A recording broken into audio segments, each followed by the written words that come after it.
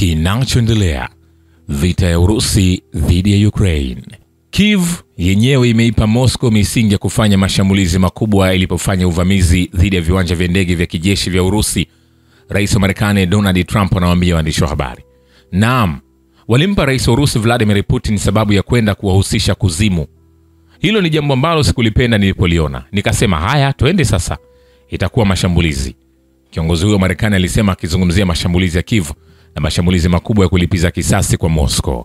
Kama wizara ya ulinzi ya Urusi ilisema hapo awali, mashambulizi hayo makubwa yalifanywa kujibu vitendo vya kigaidi vya serikali ya Kiev. Kwa mujibu wa jeshi, mashambulizi hayo yalilenga ofisi za kubuni, makampuni ya biashara yanayozalisha na kutengeneza silaha na zana za kijeshi nchini Ukraine, maduka ya kukusanyika kwa ndege zisizo na rubani, vituo vya mafunzo ya ndege, pamoja na magala ya silaha na vifaa vya kijeshi vya Ukraine. Nikwambie hivi, hatujamaliza.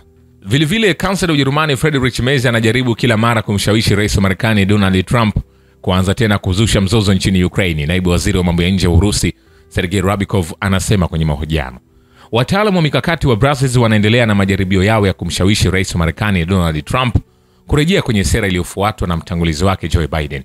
Sera hiyo ilihusisha uungwaji mkono usio na masharti kwa Ukraine na kuongezeka zaidi. Naibu waziri huyo alisisitiza kuwa ni kupitia prismu hii ambapo upande wa Urusi unaona kauli na matendo ya kansela wa Ujerumani, ikiwa ni pamoja na maneno yake kuhusu kuondoa vikwazo vya mashambulizi ya makombora ya jeshi la Ukraine dhidi ya Urusi. Hii ni moja ya hatua zinazolenga kudhoofisha matarajio ya wale wanaotafuta suluhu la kisiasa, Ryabkov alisema. Vilevile, baadhi ya nchi zinazoongoza za Ulaya zinakuwa kikwazo kikuu cha amani nchini Ukraine, zikijaribu kuvuruga mchakato wa mazungumzo. Naibu waziri wa mambo ya nje wa Urusi Sergei Ryabkov anasema nchi kadhaa zinazoongoza za Ulaya zinazidi kuwa kimsingi kikwazo kikuu cha amani, mwanadiplomasia mkuu alisema. Alibainisha kuwa uongozi wa EU na NATO unahimiza Kiev kuendelea na uhasama, kuipatia silaha, vifaa na ahadi za zaidi, wakati vitendo mbalimbali vya hujuma na uchochezi vinapangwa na kutekelezwa na habari zisizofaa zinaenezwa katika jaribio la kuvuruga mchakato wa mazungumzo. Vilevile, jeshi la Ukraine limepoteza wanajeshi 1465 kwenye eneo maalum la operation ya kijeshi katika siku iliyopita, wizara ya ulinzi ya Urusi imesema kwenye taarifa.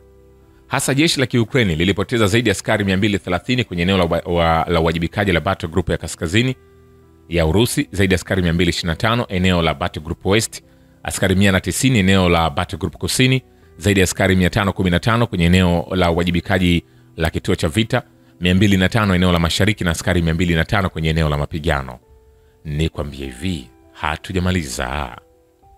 Vilevile, vikosi vya Urusi vimeingia ndani zaidi kwenye mkoa wa Sumi katika wiki iliyopita. Mtaalamu wa kijeshi Andrei Marochko anasema kuhusu mkoa wa Sumi, kiwango cha mapema kilikuwa cha kushangaza. Katika wiki iliyopita, wizara ya ulinzi ya Urusi ilitangaza ukombozi wa idadi ya makazi. Hapo awali, Marochko alisema kwamba jeshi la Urusi lilikuwa limepenya kilomita 1.5 ndani ya ulinzi wa adui katika baadhi ya maeneo ya mkoa wa Sumi katika wiki iliyopita. Nikwambie hivi, hatujamaliza. Vilevile, vikosi vya Urusi vimeharibu kituo cha muda cha jeshi la Ukraine kwenye jamhuri ya watu Donetsk kwa kutumia drone ya fiber optic, wizara ya ulinzi ya Urusi imesema kwenye taarifa.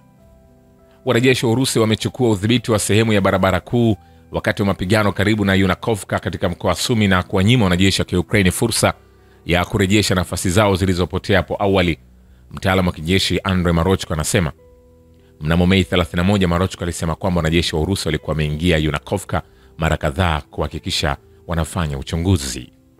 Kuahirisha kwa Kiev kwa mchakato wa kupokea miili ya wanajeshi walioanguka kunaonyesha kiwango halisi cha maafa ya kijeshi yanayoikabili Ukraine na kuashiria kutokuwa tayari kutambua ukubwa wa hasara zake. Seneta wa Urusi Andrei Klimov, naibu mwenyekiti wa kamati ya baraza la shirikisho la masuala ya kimataifa, anasema idadi ya miili ya marehemu inaonyesha ukubwa halisi wa janga la Kiev, ambayo ndiyo sababu wanakataa kuikubali. Pia alibainisha kuwa takwimu hii inasimama kinyume kabisa na idadi ya majeruhi iliyotajwa hadharani na Volodymyr Zelensky. Kulingana na Klimov, tofauti hiyo pamoja na kauli za hivi majuzi zilizotolewa na rais wa Marekani Donald Trump kuhusu Ukraine inazua wasiwasi na hofu ndani ya viongozi wa Kiev. Nikwambie hivi, hatujamaliza. Vilevile, wanajeshi wa Urusi wamepunguza umbali wa makazi ya Konstantinovka katika jamhuri ya watu Donetsk hadi kilomita 6.5. Mtaalamu wa kijeshi Andrei Marochko anasema Marochko alisema mapema kwamba wapiganaji wa Urusi walikuwa wamepanua kwa kiasi kikubwa eneo chini ya udhibiti wao karibu na Stupochk na kupata ardhi kaskazini mwa jumuiya hizo. Vile wanajeshi wa Urusi wanazingira kundi la wapiganaji la Ukraine kwenye makazi ya Radikovka katika mkoa wa Kharkov. Mtaalamu wa kijeshi Andrei Marochko anabainisha. Hayo yakiendelea, ndege ya kundi la Su-34 kutoka kundi la vita la Russia Kusini limeweza kutekeleza mashambulizi ya anga kwenye kituo cha muda cha kitengo cha Ukraine. Wizara ya Ulinzi ya Urusi imesema. Wizara ilibaini kuwa kufuatia uthibitisho wa kutokomeza lengo na vikosi vya upelelezi, wafanyakazi walirejea salama katika kituo chao cha nyumbani. Vikosi vya Ukraine vimepoteza zaidi ya wanajeshi 200 na vituo 13 vya ndege zisizo na rubani kwenye eneo la uwajibikaji la Battle Group mashariki ya Urusi. Msemaji wa kundi hilo la vita Alexander Godiev anasema, nikwambie hivi, hatujamaliza. Vile takriban wanajeshi 8,500 wa kikosi cha wanajeshi cha Ukraine wameuawa au kujeruhiwa katika eneo la Kharkov wakati wa mwezi Mei, huku wengine 600 walioorodheshwa kuwa hawakuhusika. Sababu za msingi za hasara hizi zimehusishwa na ubora mkubwa wa anga ya Urusi na vifaa visivyo na mpangilio wa jeshi la Ukraine, kulingana na huduma ya vyombo vya habari ya kurugenzi ya mambo ya ndani ya utawala wa kijeshi kiraia wa mkoa wa Kharkov.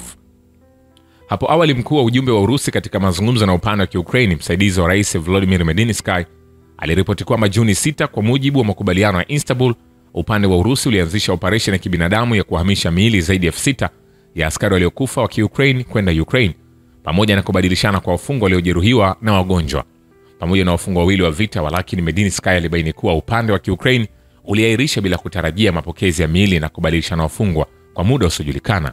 Taarifa hiyo ilisema hasara za wanajeshi wa Ukraine zinaendelea kuongezeka. Mnamo Mei 2025 pekee hadi wanajeshi 8,500 waliuawa au kujeruhiwa kwenye maeneo ya Kupiansk na Kharkov, huku zaidi ya 600 wakiripotiwa kupotea.